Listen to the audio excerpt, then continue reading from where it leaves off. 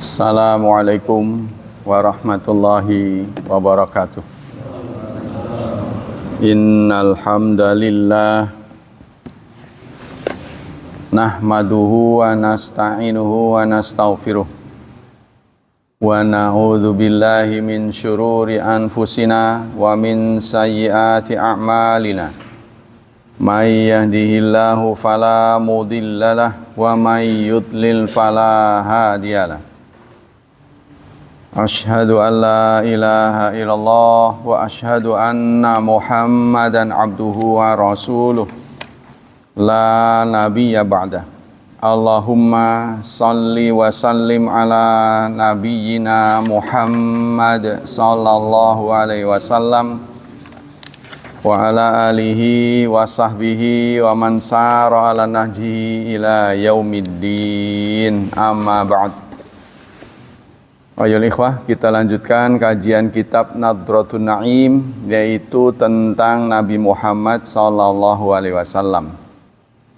Kali ini tentang makna salati ala nabiyyi sallallahu alaihi wasallam. Makna salat kepada Nabi. Dalam surat At-Taubah ayat 103, ya, surat ke-9, Allah berfirman, A'udzu billahi minasyaitonir rajim. Khudh min amwalihim shadaqatan tutahhiruhum wa tuzakkihim biha wa shalli 'alaihim. Inna salataka sakanul lahum. Khudh min amwalihim, ambil harta mereka, shadaqatan, sebagai sedekah, zakat dia. Tutahhiruhum, yang membersihkan mereka, wa tuzakkihim biha, dan mensucikan mereka. Wa sholli alaihim, dan sholatlah pada mereka. Nah, ini apa pengertian dari sholat Nabi kepada mereka?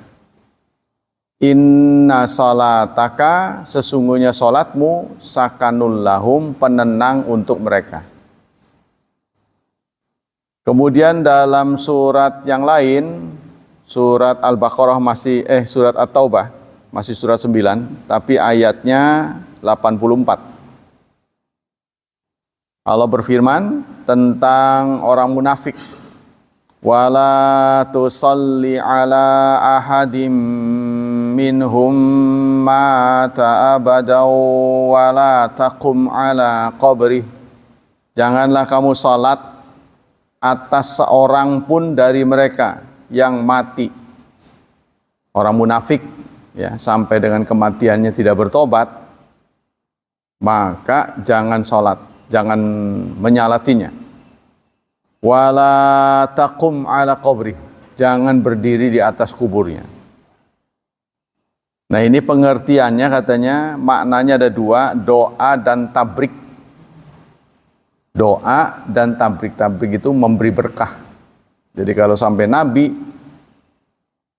mendoakan, itu berarti meminta kepada Allah supaya orang tersebut mendapat berkah. Fussira bihima qila falyad'u lahum bil barakati. Jadi pengertian jangan kamu salati mereka, itu berarti jangan mohon berkah untuk mereka. Wakila inna salata fil ghah makna doa. Ada yang mengatakan salat dalam bahasa itu artinya doa.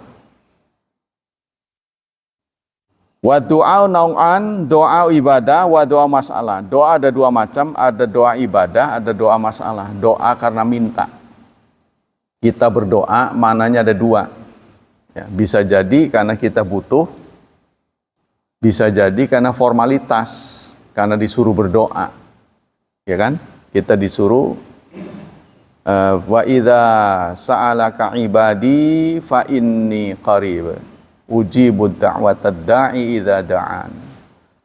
Kalau hamba-hambaku bertanya tentang aku, katakan aku ini dekat, maka diminta kita berdoa. Ya.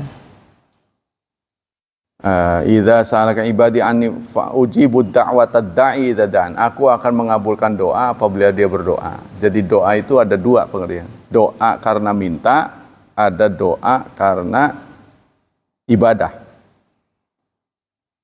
Kita nggak butuh sebenarnya, tapi karena kita disuruh berdoa, kita berdoa. Wa du'a naun tadi sudah ya. Wa qala rabbukum ud'uni astajib lakum. Nah, dalam surat Ghafir surat ke-40 ayat 60. Allah berfirman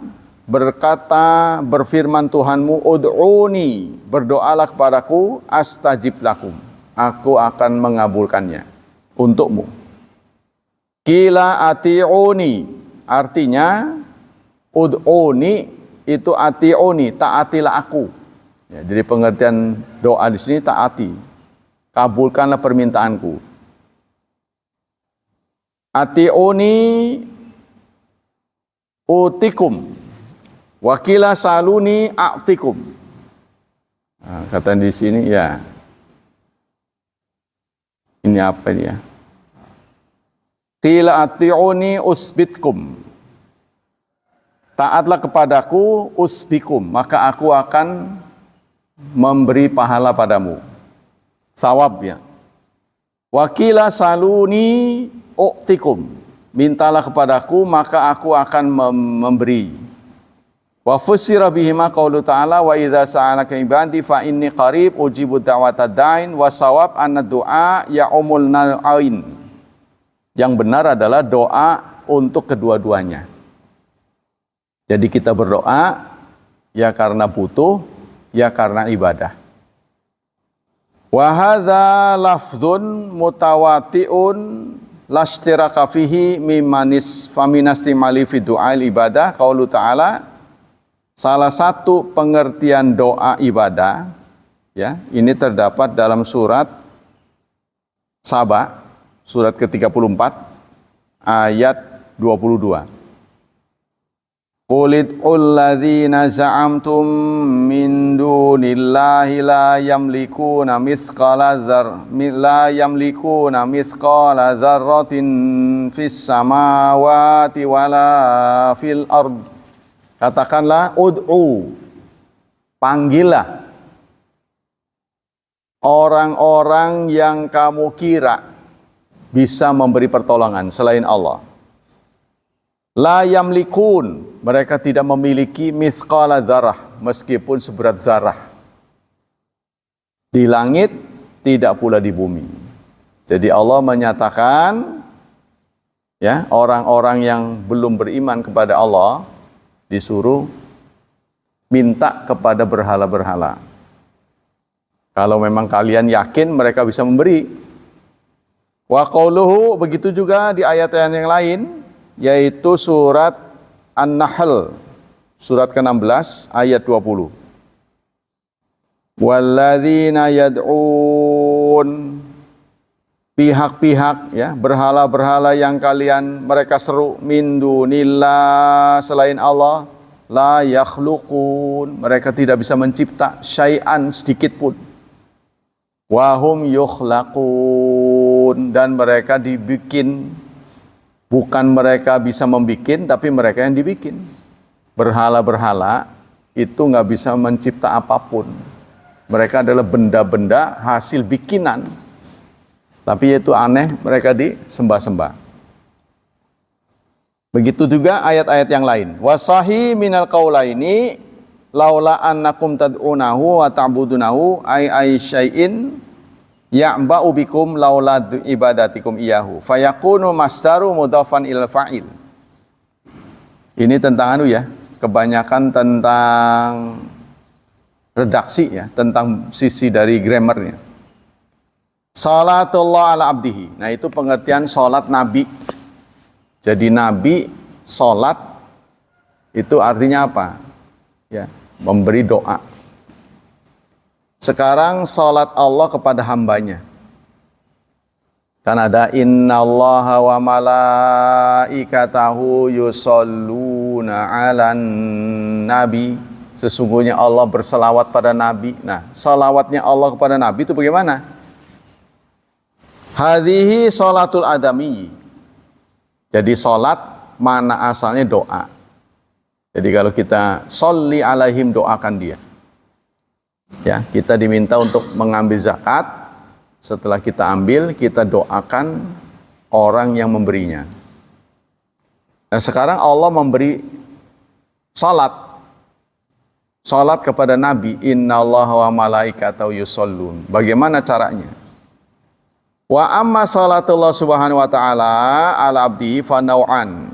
Maka salat Allah kepada hambanya ada dua macam. Amatun wa khasah. Ada yang umum, ada yang khusus. Amal amah fahiyya salatu ala ibadil mu'minin. Adapun salat umum, salat Allah untuk umum adalah salat kepada hamba-hambanya yang mukmin. Ya, antara lain terdapat dalam surat apa ini? Al-Ahzab, surat ke-33 ayat 43.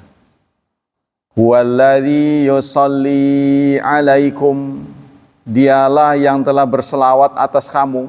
Nah, dia di sini maksudnya Allah. Allah salat atas kita. Wa malaikatuh,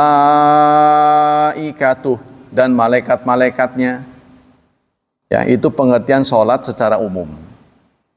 Wa min du'ain nabi bisalati ala ahadil mu'minin, begitu juga bacaan Nabi, ya, salat kepada sahabat-sahabatnya. Contohnya Allahumma sholli ala ali abi aufa. Nabi pernah berdoa, ya Allah, ya, berikanlah rahmat kepada keluarga Abi Aufa. Wa fi haditsin akhar anna mar'atan qalat lahu. Dalam hadis yang lain diceritakan seorang wanita bicara kepada Nabi. Sholli alayya wa ala zauji. Salatlah kepadaku dan kepada suamiku. Seorang perempuan datang pada Rasulullah. Lalu Rasulullah menjawab, sallallahu alaika wa ala zaujika. Nah, Nabi itu mendoakan, sallallahu alaika wa salla ala zaujika. Semoga Allah merahmatimu dan merahmati suamimu. Itu berarti umum, ya. Yang kedua, sholatul khasa ala anbiya'ihi. Salat Nabi kepada nabi-nabinya. Salat Allah kepada nabi-nabi. Wa rusulihi, dan rasul-rasulnya. Khususan ala khatamihim wa khairihim Muhammadin sallallahu alaihi wasallam. Khususnya kepada Nabi Muhammad. Fakhtalafan nasu fi mani salat minhu subhanahu ala aqwal. Maka terjadi perbedaan pendapat tentang salat Allah kepada Nabi Muhammad. Qala Ismail haddatsana Nadar bin Ali Muhammad bin Sawa an Juwaibir dari Dohak, salatullah rahmatuhu. Salat Allah berarti rahmat. Jadi innallaha wa malaikatahu yushollun, sesungguhnya Allah dan malaikat, berarti Allah salatnya itu memberi rahmat. Ya, tapi kemarin sudah dibahas di buku ini, innallaha wa malaikatahu yusholluna alam, sesungguhnya Allah berselawat dan malaikat-malaikat kepada Nabi. Nah, di sini ditafsirkan Allah mengucapkan Allahumma sholli ala Muhammad. Ya, gitu. Jadi Allah sendiri mengatakan Allahumma sholli ala Muhammad, sama kayak kita. Kama sholaita ala Ibrahim, begitu juga malaikat. Sebab kalau diartikan dengan rahmat, itu berartinya takwil. Ya, sama dengan Allah mendengar, kita mendengar. Allah melihat, kita melihat. Tapi Allah mendengar, Allah melihat beda dengan kita. Kalau kita mendengar dengan telinga, kalau kita melihat dengan mata, apakah Allah sama? Nah, inilah yang disebut dengan ghairu tamtsil. Tidak boleh menyerupakan. Nah, sama dengan ini. Ya, Allah berselawat kepada Nabi di gimana? Nah, itu kemarin disebutkan. Allah mengucapkan Allahumma sholli ala Muhammad. Ya. Sama dengan Nabi itu. Nabi kalau sholat itu bacaan at-tahiyatnya gimana? Kan kalau kita kan at-tahiyatu lillah, kehormatan untuk Allah. Nanti assalamun alaika ya. Apa? At-tahiyatu lillah wassalatu wattayyibat. Terus assalamu alaika ayyuhan nabi kan? Nah, kalau nabi itu sendiri bagaimana? Kalau kita kan salam kepadamu wahai nabi. Kalau nabi yang sholat itu bagaimana ngucapnya? Ngerti nggak? Karena itu kan dirinya. Apa sama kayak kita? Ya, assalamu alayka ayyuhan nabi wa rahmatullahi wa barakatuh. Apa begitu juga? Kan dirinya. Nah, ini nggak tahu dah itu ya. Tapi yang jelas itu adalah petunjuk dari Nabi ya. Salam kami sudah tahu, tapi berselawat padamu bagaimana? Qulu Allahumma salli ala Muhammad. Ketika Nabi ditanya, kalau salam kami sudah tahu, assalamualaikum gitu kan. Tapi kalau berselawat padamu caranya gimana? Nah, Nabi memberi petunjuk, ucapkan Allahumma salli ala Muhammad. Nah, beliau sendiri bagaimana? Kan sholatnya sama kayak kita. Fakhtalafan nas. Nah, maka terjadi perbedaan. Qala Ismail, kata Ismail, salat Allah itu rahmat.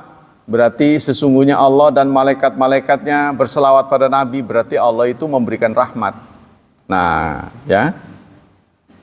Salatullah rahmat, salatul malaikat doa. Salatnya malaikat itu doa. Ya Allah, semoga orang ini diberi rahmat. Artinya gitu.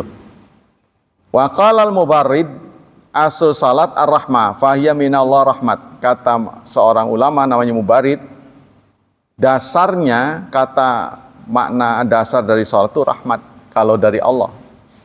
Ya. Kalau dari malaikat riqqatun wastidadur rahmah, berdoa agar mendapat rahmat. Jadi malaikat, ya Allah, semoga orang ini dapat rahmat. Nah, gitu. Itu namanya berselawat. Wa hadzal qaulu huwal ma'ruf inda katsiri min mutaakhirin. Ini adalah pendapat yang umum menurut kebanyakan mutaakhirin. Pendapat yang umum begitu. Jadi salat versi Allah itu rahmat. Ya, versi malaikat berdoa. Wal qaulu tsani anna salat maghfiratuhu. Pendapat yang kedua mengatakan salatnya Allah itu pengampunan. Jadi innallaha wa malaikatahu yusholluna 'alan nabi. Sesungguhnya Allah telah berselawat. Berselawat di sini mengampuni. Ada yang begitu ya.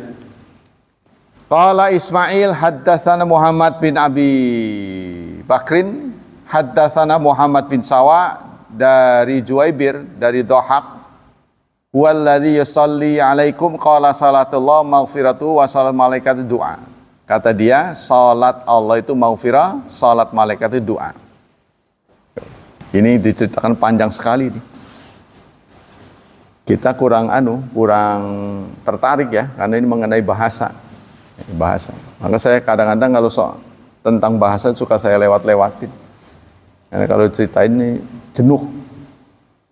Nah, sekarang sudah ya, kita selesai ambil situ ya, ini banyak sekali. Singkatnya gitu ya. Jadi salatnya Allah itu memberikan rahmat atau mengampuni. Makna min nabiyyi sallallahu alaihi wasallam. Sekarang makna nama nabi. Nama Nabi Muhammad ini kita bahas maknanya. Hadzal ismu huwa asyaru asami. Nama Muhammad adalah nama yang paling populer. Tapi bukan satu-satunya. Ya. Jadi Nabi kita punya nama bukan hanya Muhammad saja.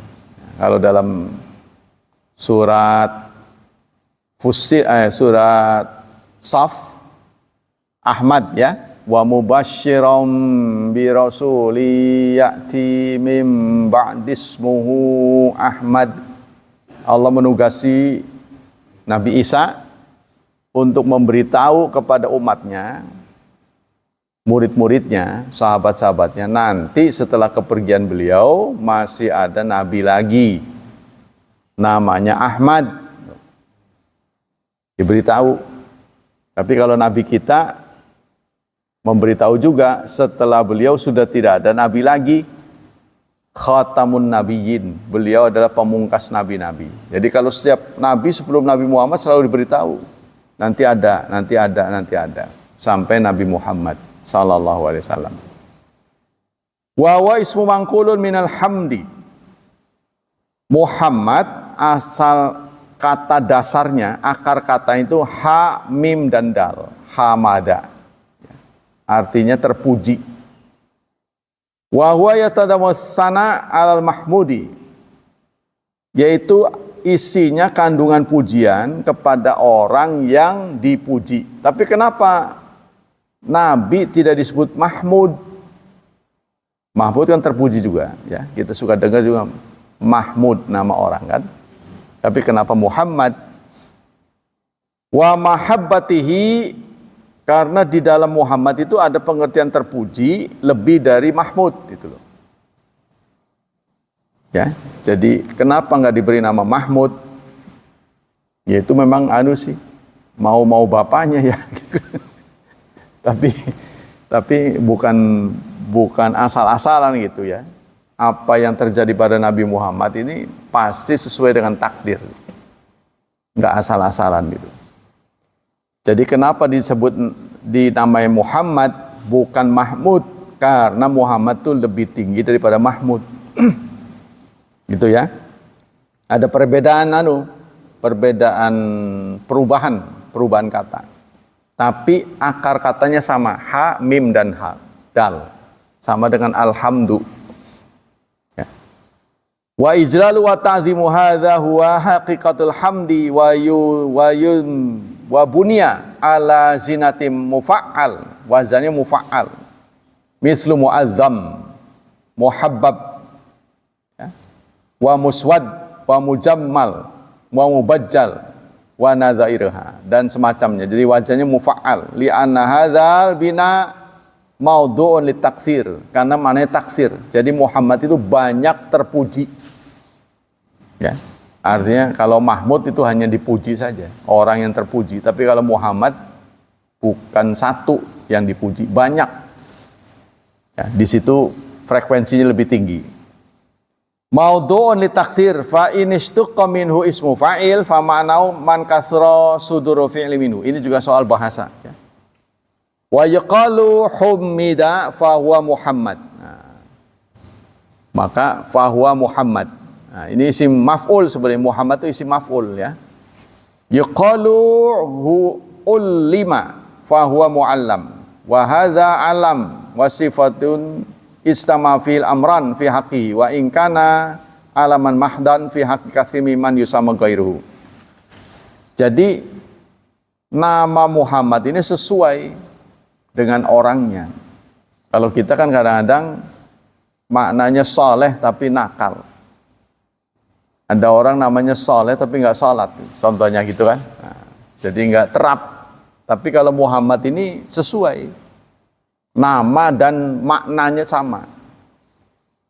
Ya kadang-kadang ada ini loh, kalau di sekitar kita itu banyak pemalsuan. Ya, contohnya namanya ini tapi isinya beda. Banyak sudah. Ya. Jadi hanya sekedar nama. Wa yuqalu wa li hadza sya'nu isma rabbi ta'ala wa asma'i nabi wa alamun dalati ala ma'na hiya awsafun fala tudaddu alamiyah wal wasfu bi khilafi ghairiha.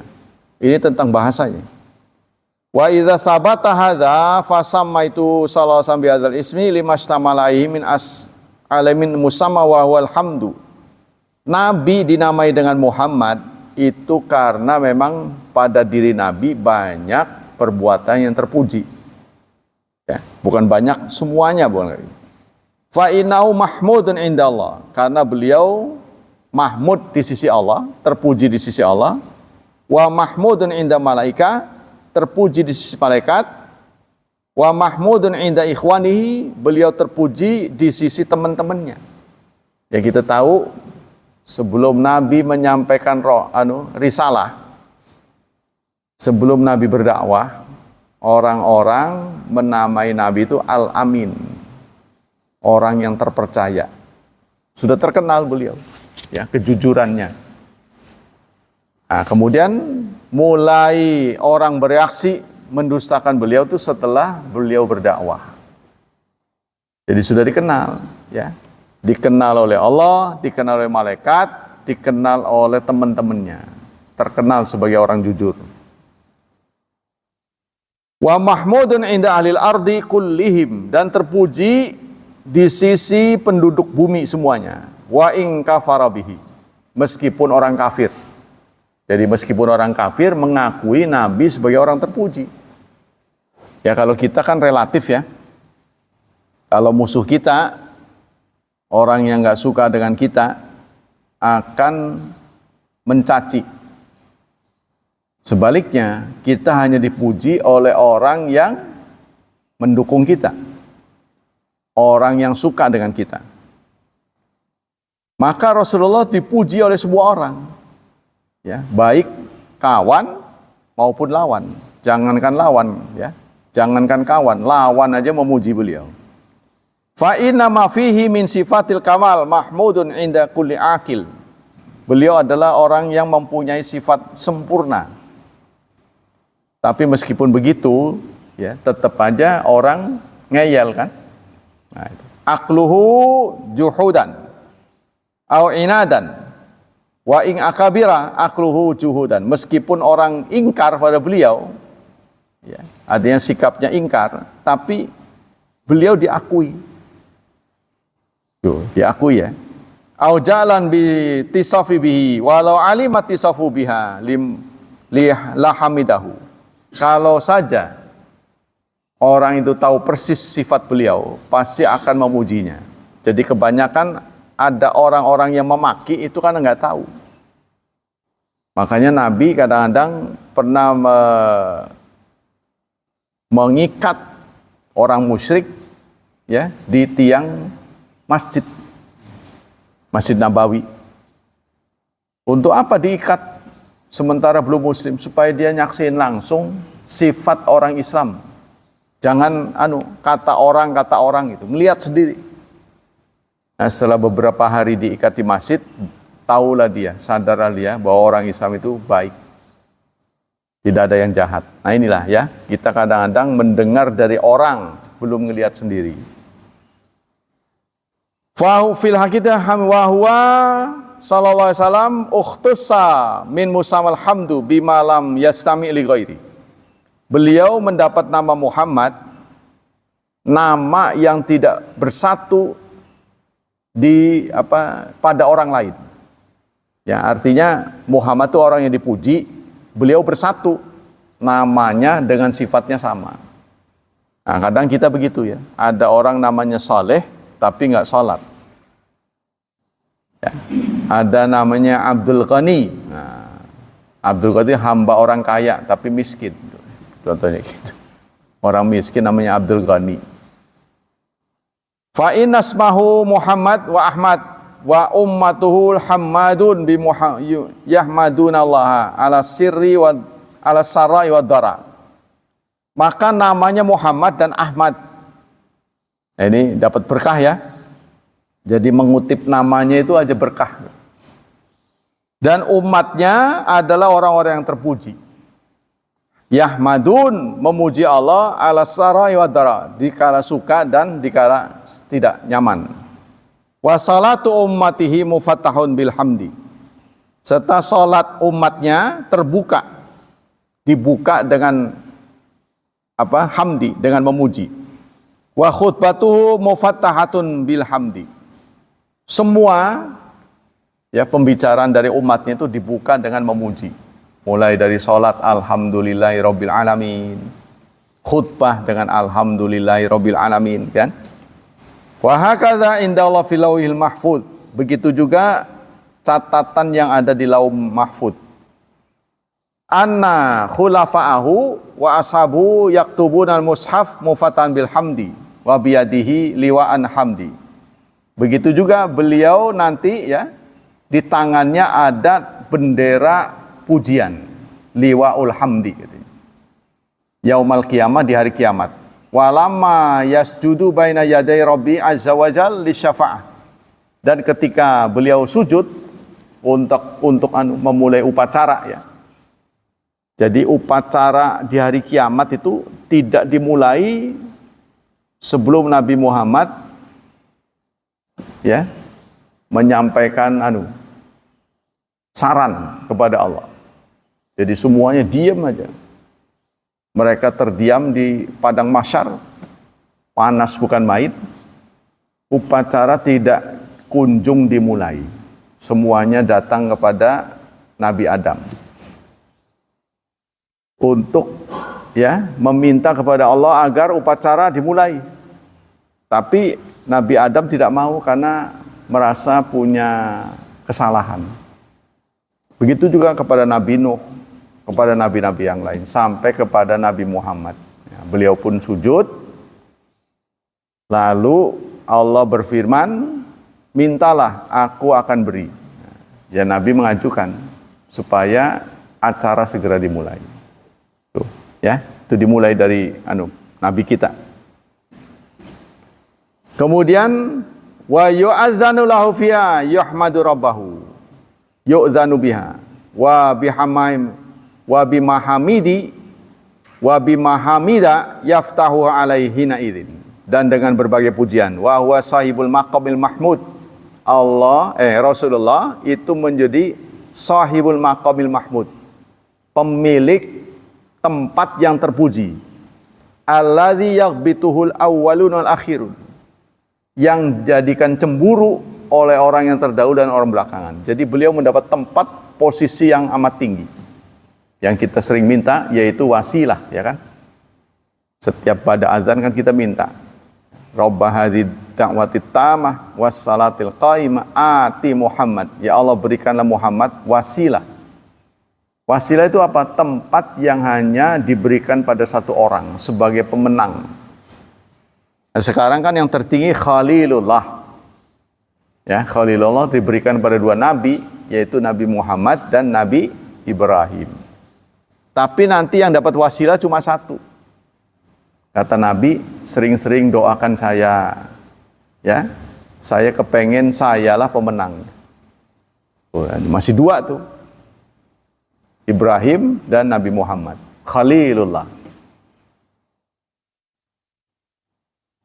Wa min ahabil wuquf ala ma'nal maqami mahmud falyaqif ala ma dzakara safal ummah minas sahabat wa tabi'in fihi fi tafsir hadis surah ka tafsir Ibnu Abi Hatim wa Ibnu Jarir wa Ibnu Abi Humaid wa ghairiha min tafasir salaf. Kita cukupkan sekian dia. Ini terlalu panjang ini. Jawang ini baru satu buku ini. Semuanya ada 16. Blenger. Makanya saya suka dibikin dua ini kadang-kadang. Waduh, kemana-mana. Iya, ya itulah wawasan beliau. Nah, ini kita supaya ada seger-seger. Sekarang kita akan membahas kitab Riyadhus Shalihin. Istilah belajar itu jenuh kalau ceritanya itu aja. Kitab Riyadhus Shalihin, hadis ke 1157. 1157. Tapi kalau bagi santri tadi itu tentang grammar seneng dia. Jadi ada ininya. Ada orang-orang tertentu lah, ya. Jadi ada ranahnya. Dari hadis ke 1157, 1157 yang terdapat dalam kitab Riyadhus Shalihin, ya. Ini juga sama. Ini menurut saya syarah kitab Riyadhus Shalihin yang terbanyak. Ya, jumlah jilidnya kurang lebih 22. Kalau ini 16. Ini baru jilid jilid ke-14. Masih ada setengahnya. Dari Abi Hurairah, anna Rasulullah qal, dari Abu Hurairah beliau bercerita Rasulullah pernah bersabda, man ightasala yaumal jumu'ah ghusl janabat, barang siapa yang mandi di hari Jumat dengan mandi janabat, dengan mandi janabat. Begitu bahasa anunya, bahasa hadisnya. Kalau kita nggak baca syarah, kita nggak ngerti. Sumaraha, kemudian dia datang ke masjid fi sa'atil ula, di jam-jam pertama. Ya, jam pertama itu berarti nanti ada berapa jam ini? Pertama, jam pertama. Fa ka'annama qarraba badanatan. Maka seakan-akan dia berkurban dengan seekor onta. Jam pertama. Tapi nggak disebut jam berapa. Kita tahu bahwa jam ditemukan setelah Nabi Muhammad. Ya, jam ini di zaman Nabi belum ada. Bagaimana Nabi memberitahu jam pertama ini jam bagaimana? Kan belum ada jam. Kalau yang nggak ngerti mah susah. Wa man raha fil saati tsaniyah, barang siapa yang datang ke masjid rehat ya di jam kedua, faka'annama qarraba bakaratan, seakan-akan dia berkurban sapi.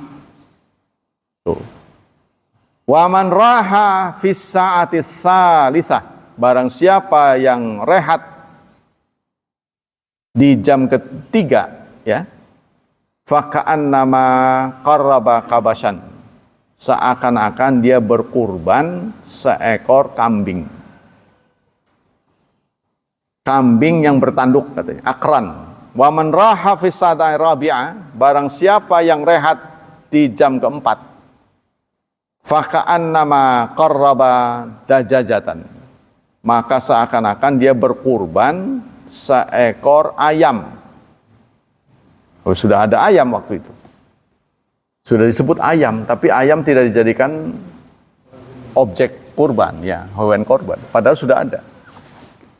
Wa man raha fis satil khamisah, barang siapa yang rehat di jam kelima, faka'annama qarraba baidatan, maka sama dengan berkurban sebutir telur. Tuh. Berarti jam kelima ini. Berarti jam kelima itu kalau mundur, katakanlah jam yang dimaksud ini sa'ah ini, saat ya, tidak disebut jam ini. Saat di sini tidak berisi 60 menit. Saat ke-1, saat kedua, jam berapa ini nggak ditentukan. Karena waktu itu belum ada jam. Cuma disebutnya saat. Saat itu kan satuan waktu. Tapi nggak ditentukan berapa satuan waktu. Kan kita menetapkan 1 jam 60 menit kan.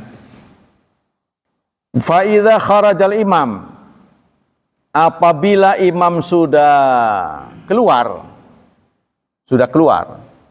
ini yang benar sudah masuk ini, ya kan, bukan keluar, maksudnya keluar dari rumahnya untuk masuk ke masjid. Hadaratil malaikatu, maka malaikat datang, yastami'una dzikra, mendengarkan zikir. Hadis muttafaqun alaih. Ini bunyi hadisnya begitu. Nah, kita butuh syarah, sebab ini nggak mudeng. Barang siapa yang mandi Jumat, nah, itu kan. Sekarang fiqhul hadis. Qala Nawawi, berkata Imam Nawawi, qauluhu man ightasala yaumul jum'ah ghusal janabat, maknahu, makna mandi di hari Jumat, mandi junub, itu maknanya mandi seperti mandi junub. Mandi seperti mandi junub. Ngerti nggak? Mandi junub tahu nggak? Mandi junub itu mendahulukan wudhu. Mandinya itu, cara mandi junub ya, yang sesuai dengan sunnah itu mendahulukan wudhu kecuali kaki. Kan dalam wudhu itu membasuh muka, tangan, ya, kepala, terakhir kaki. Nah, kakinya jangan dulu. Tapi kalau Anda supaya nggak lupa langsung kaki, ya silahkan. Cuma sunnahnya kaki jangan dulu. Nah, setelah wudhu ya, dimulai dengan cebok supaya nggak batal ya. Pokoknya dibersih-bersihkan dulu. Yang kira-kira nggak bakal disentuh lagi, gitu ya. Nah, setelah itu mandi, wudhu, giliran kaki jangan dulu, terus mandi. Dahulukan bagian kanan kalau ada kanannya mah. Kalau nggak ada kanannya mah jangan kanan. Seperti hidung kan nggak ada kanannya, masuk sebelah gini. Katanya kanan tuh yang ada dua seperti sini. Telinga, tangan, kaki, kanan. Kalau ini kan nggak ada kanan. Mulut kan cuma satu, nggak usah kanan kiri kan. Pokoknya bagian kanan dulu lah kalau bisa. Nah setelah itu ditutup terakhir mau meninggalkan tempat mandi, baru kaki. Tuh, itu namanya mandi junub, ya.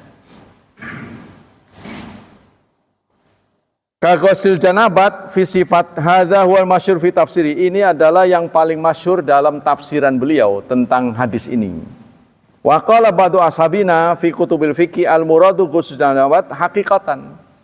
Tapi sebagian ulama mengatakan mandi junub secara hakiki. Ya betul-betul mandi junub. Makanya sunnah malam Jumat tuh. Itu terinspirasi oleh hadis ini. Barang siapa yang di hari Jumat mandi junub, tuh berarti Jumatan itu sunnah junub. Itu terinspirasi oleh hadis ini. Tapi kalau Imam Nawawi mengatakan mandinya kayak junub, tuh. Bukan mandi junub, bukan. Mandinya seperti mandi junub, caranya. Tapi ada yang menafsirkan ya mandi junub. Jadi sunahnya memang junub gitu. Hari Jumat sunahnya junub. Ya gitu maksudnya ya. Wa yustahabu muaqatu mauzati, sehingga dianjurkan tuh menyetubui istrinya. Tuh. Ini tafsiran ulama nih, ya. Iya, biar junub. Liyakuna aghadul basar, supaya lebih menahan mata. Karena kan dia mau bepergian ke masjid. Takutnya di tengah jalan ngeliat-liat, kepengen. Tuh, itu untuk antisipasi. Ya, tindakan preventif supaya tidak jalang. Wa askanuli nafsih, dan menenangkan dirinya. Nah, Anda harus paham bahwa orang Arab ini kebanyakan makannya itu daging. Jadi harus ditahu sosiologinya, ya. Kurang banyak sayur di sana kan tanamannya kurang nggak seperti di sini. Jadi lebih banyak yang dikonsumsi itu daging. Nah, daging itu membuat gairahnya, libidonya naik, sehingga butuh penyaluran. Ya, beda-beda tempat orang-orang itu ya. Tapi terlepas dari itu semua, ya, inilah sunnahnya ya. Jadi kenapa ada orang mengatakan Jumatan itu sunnah junub, itu terinspirasi oleh hadis ini. Tapi kata-kata junub nggak ada, cuma mandi kayak junub gitu, ya. Jadi paksa mandi junub. Jadi paksa mandi. Ya, gitu. Wa hadza dhaifun. Pendapat ini dhaif katanya. Pendapat yang mengatakan harus junub itu dhaif. Wa shawab, tapi kalau junub ya nggak masalah gitu. Nggak bersalah. Cuma kalau junub terinspirasi oleh hadis ini tidak benar. Tapi kalau Anda junub di hari Jumat, ya nggak haram gitu kan? Nggak ada soal. Yang kedua, at-tabkir ila Jum'ah, diminta untuk tatag datang ke masjid di hari Jumat. Nah itu sampai dibagi 5 waktu, tapi bukan jam ya. Nah, ini 5 waktu. Waktu pertama ini jam berapa nggak disebut ini. Kalau ini dianggaplah satu muatan saat itu adalah 60 menit, berarti 5 jam sebelum Jumat. Mulai dari jam 7. Ya, barang siapa yang datang jam 7 di hari Jumat, sama dengan berkurban onta. Di jam 8, sapi. Jam 9, apa tadi itu? Kambing. Ya. Kemudian jam 10, ayam. Jam 11, telur. Jam 12. Sementara saya saksikan jarang ada yang 1 jam sebelum Jumat. Rata-rata udah adzan baru. Ya, ini persoalan yang sering membuat kita resah. Itu tadi nanti akan ada hadis yang menjelaskan bahwa setiap Jumat Allah menempatkan malaikat di pintu-pintu masjid. Tuh yang bikin kerok tuh. Setelah khatib masuk, maka malaikat tuh menutup bukunya. Iya, buku absennya, daftar hadirnya. Kalau saya dulu menjadi dosen di Akademi Pariwisata, yang daftar, jadi inget Jumatan nih, begitu datang langsung dikasih amplop buat ongkos pulang. Hebat itu. Saya belum dapat tuh di madrasah manapun. Jadi begitu amplopnya langsung disediain sama panitia, begitu dia tanda tangan langsung kasih amplop. Biasanya itu satu saya dapati di situ, yang kedua kalau pemerintah, kalau diundang pemerintah, begitu biasa dikasih. Kalau saya dipanggil oleh pemerintah, biasanya gitu. Contohnya pernah diundang di kecamatan nih, pernah diundang. Ada acara apa gitu, tentang Islam ya, dari Kementerian Agama, nah itu langsung dikasih, tanda tangan langsung dikasih. Nah, maksudnya saya perkirakan, begitu juga malaikat. Kan dicatat-catat tuh siapa yang nanti ditempatkan pahalanya, angkanya dinaikin gitu. Begitu datang khatibnya udah masuk, tutup tuh. Datang tapi tidak di-upload ini. Gitu ya. Kalau bahasa sekarang tuh tidak dimuat nama kita. Tuh, khawatirnya begitu tuh. Jadi memang sunnahnya khatib itu datang langsung ke mimbar. Tidak ada sholat tahiyat buat khatib, bukan buat kita ya. Kalau kita suruh ngapruk kapan aja sholat terus sampai nanti azan dikumandangkan baru stop. Tidak ada qobliyah untuk Jumat, ingat ya. Takutnya Anda ngantuk nanti qobliyah nggak ada katanya. Untuk Jumat tidak ada qobliyah. Sebab ya itu begitu azan, ya kan, imam sudah khatib sudah di depan orang. Artinya kalau ada qobliyah kan berarti berhenti dulu dia, nggak bicara. Nah, kita lanjut.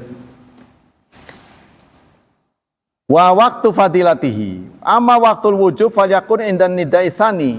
Adapun waktu wajibnya ketika panggilan kedua. Jadi ya, panggilan kedua.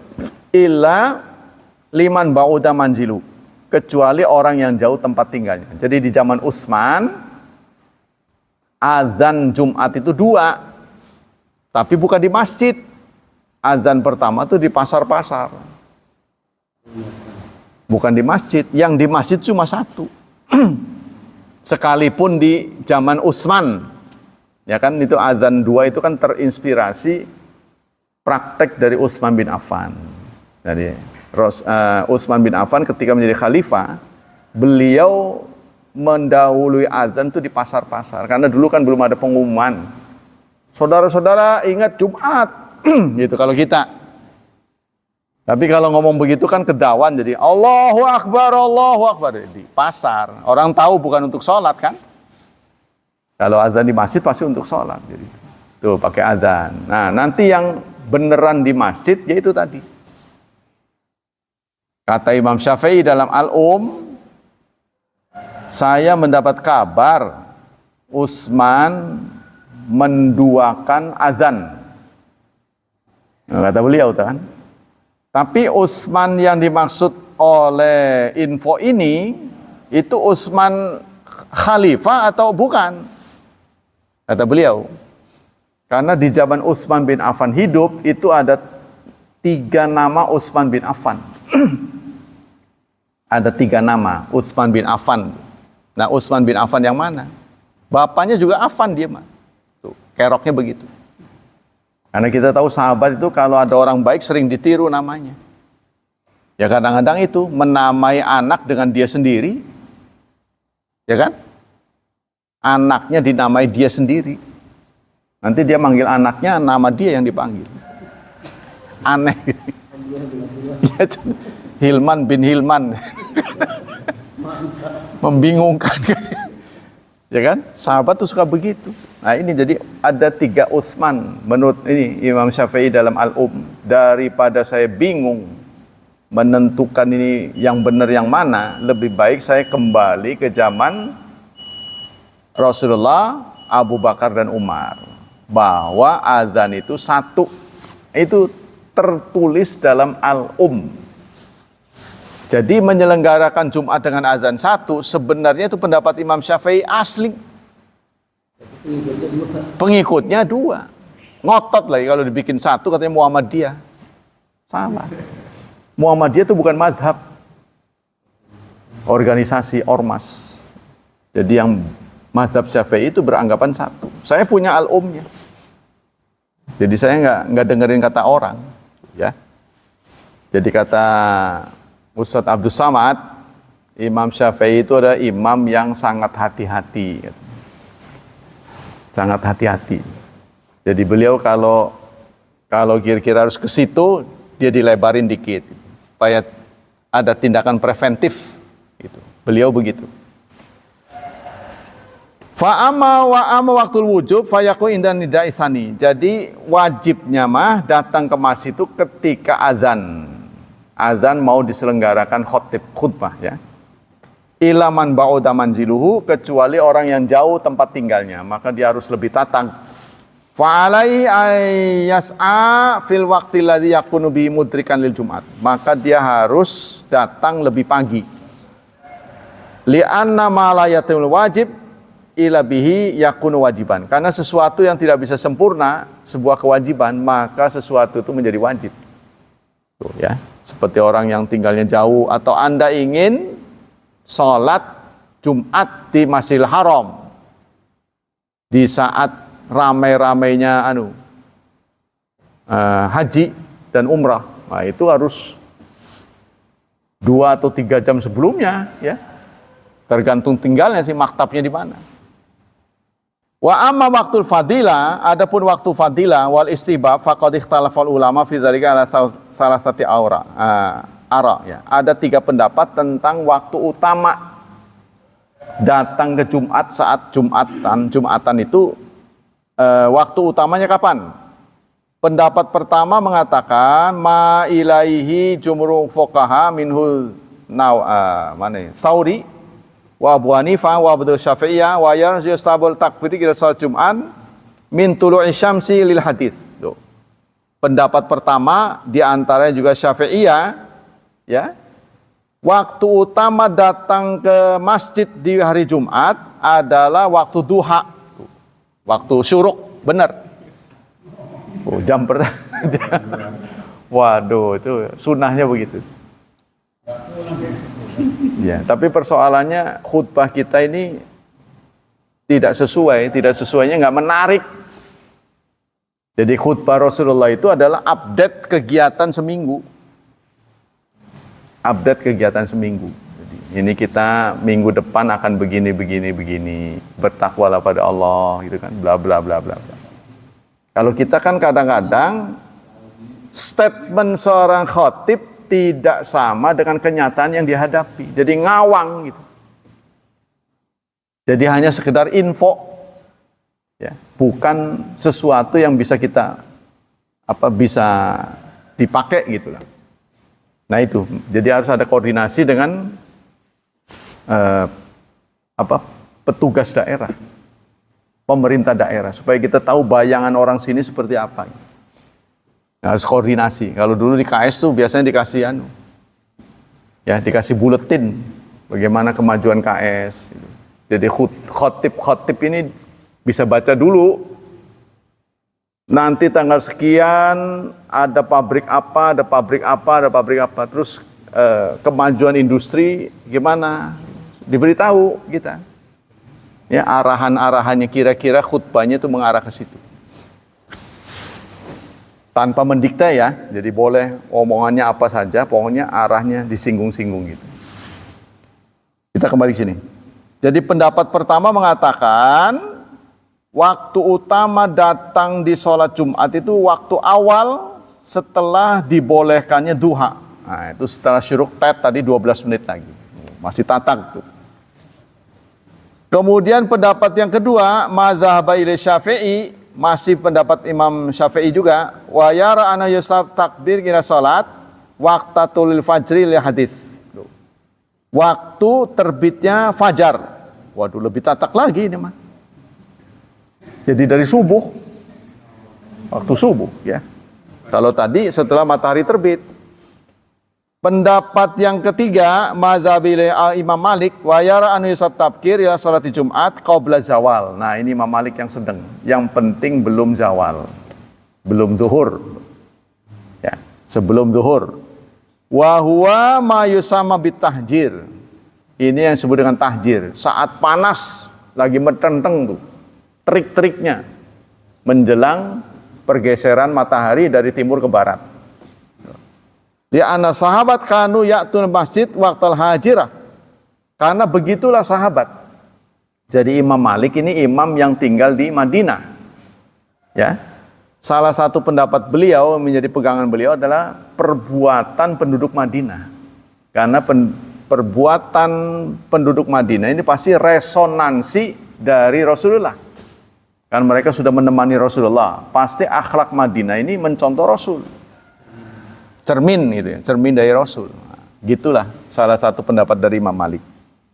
Waqat karya Malik as-sa'il Jumat ba'da tuluy syamsi. Bahkan Imam Malik ya memakruhkan datang ke masjid di hari Jumat setelah terbit matahari. Jadi ketatagen gitu ya. Kegasikan gitu. Beliau memakruhkan. Li'anna Rasulullah lam yaf'alhu, karena Rasulullah tidak pernah mempraktekannya. Wala ahadun min ashabih, dan tidak pula sahabat-sahabatnya, wali khaufi riya wa sum'ah, dan untuk menghindari riya dan sum'ah. Wih, tatak gitu. Gitu. Jadi imam-imam ini berbeda, membuat kita senang ya. Jadi pilihan tuh. Kalau satu doang kita nggak bergerak. Nah, ada bisa begini, bisa begini. Tapi itulah tergantung tempatnya. Jadi kalau Anda ingin datang di hari Jumat di Masjidil Haram, wah itu aduh. Zaman sekarang ya, bukan zaman dulu. Zaman sekarang itu 2 atau 3 jam sebelum Jumat baru bisa dapat tempat. Kalau 1 jam aja sebelum Jumatan udah nggak dapat. Bahkan nggak dapat di pelataran masjidnya pun nggak dapat. Harus di Nah, itu di jalanan ya. Hadza ma wa ma tajduru isyarat ilaihi wa tambiu alaihi wa huwa mani anna ma yastawil tabkir wa huwa ghairul khatib ala yaktujuna. Orang-orang yang disuruh tatak ada yang dikecualikan, yaitu khatib. Nah, khatib tidak dianjurkan tatak tuh di sini. Ya untuk Jumatan ya. Amma huwa adapun khatib fayustahabu lau takhir, dianjurkan belakangan, takhir. Ya, ila waktil khutbah, sampai waktu khutbah tiba. Baru khatib masuk masjid. Sunnahnya begitu. Tapi ya itu ya, panitia Jumatnya jadi deg-degan. Mana ini Ustadz datang nggak ini? Kemudian satu lagi nih, tentang ini Kangkol ya, tentang keutamaan berkurban. Nah, kalau berkurban ini hewan mana yang afdal? Karena ada 3 pilihan tuh hewan yang boleh dikurban. Kalau kita mah cuma 2 ya. Kalau nggak sapi, kambing. Kalau di Arab sana ada onta. Sini mah nggak ada onta. Bagusnya sapi apa kambing? Nah, kata di sini bagusnya sapi. Kan ada orang berprinsip meniru Ibrahim kan? Ibrahim kan nyembelihnya bukan sapi tapi kambing. Saudara salah, saudara itu umat Nabi Muhammad bukan Ibrahim. Ngerti ya? Itu hanya sejarah. Sejarahnya iya. Beliau sejarah kurban itu kambing. Itu Ibrahim. Anda umat siapa? Nabi Muhammad. Nah, karena Anda umat Nabi Muhammad, ikuti Nabi berkurban. Nabi berkurban pernah dengan kambing, tapi tidak memberi isyarat kambing lebih baik. Jadi pernah beliau berkurbannya dengan sapi. Nah itu, ya harus dipahami. Kalau niat ke sana mah itu ya. Demikianlah hadirin, hafizani hafizakumullah. Semoga Allah Subhanahu wa taala melimpahkan pahala yang berlipat untuk kita. Semoga Allah tetap berkenan menjaga dan melindungi kita dari wabah dan fitnah, dari syubhat dan syahwat. Dan semoga Allah berkenan memudahkan hidup anak-anak kita, memberkahi serta mentakdirkan mereka menjadi hamba Allah yang saleh dan salihat. Subhanakallah wa bihamdika asyhadu an la ilaha illa anta astaghfiruka wa atubu ilaik. Wassalamualaikum warahmatullahi wabarakatuh.